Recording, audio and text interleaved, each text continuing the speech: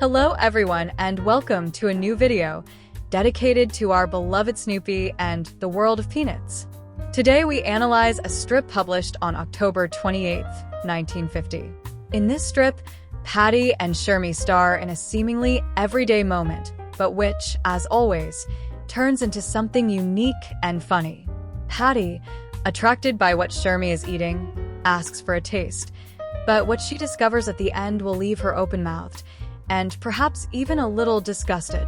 Get ready for a scene with an unexpected ending, with a dose of subtle humor typical of Charles Schulz's early strips. But we won't stop there.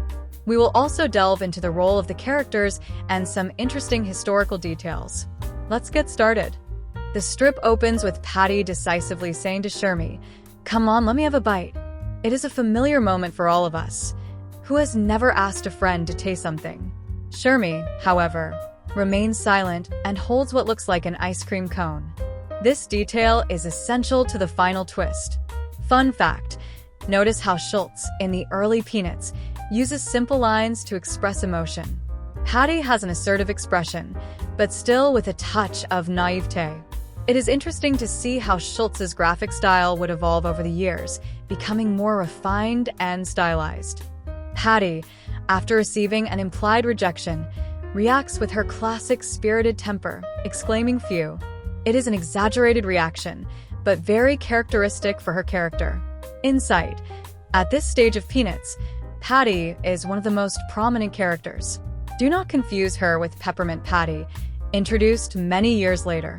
This Patty is one of the original characters, but in time she'll give way to more iconic protagonists such as Charlie Brown and Lucy.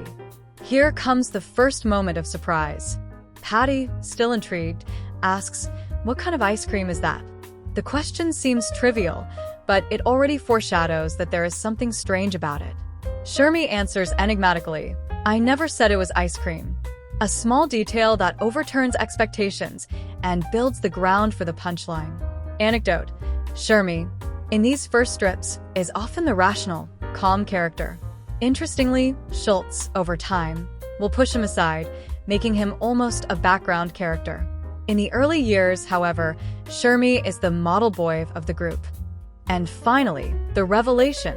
Shermie says nonchalantly, "It's mashed potatoes." Patty is speechless, and we can imagine her disgust. This is a perfect example of Schulz's dry humor, which manages to turn a simple situation into a memorable moment. Reflection: the mashed potatoes instead of ice cream is a clever gimmick that plays on expectations. In a way, it is also an ironic critique of the superficiality with which we often judge things by appearance. This October 28, 1950 strip is a perfect example of how Schulz blends humor and everyday life. Although Patty and Shermie are not among the most famous characters today, their role in the early strips is crucial to understanding how the Peanuts evolved. In addition, the mashed potato joke demonstrates Schulz's ability to create unexpected and funny situations with just a few elements. Historical context: in 1950, the world was still recovering from World War II. The Peanuts offered a moment of levity for millions of readers, with simple situations that reflected everyday life. Food in the Peanuts. The theme of food recurs often in the Peanuts.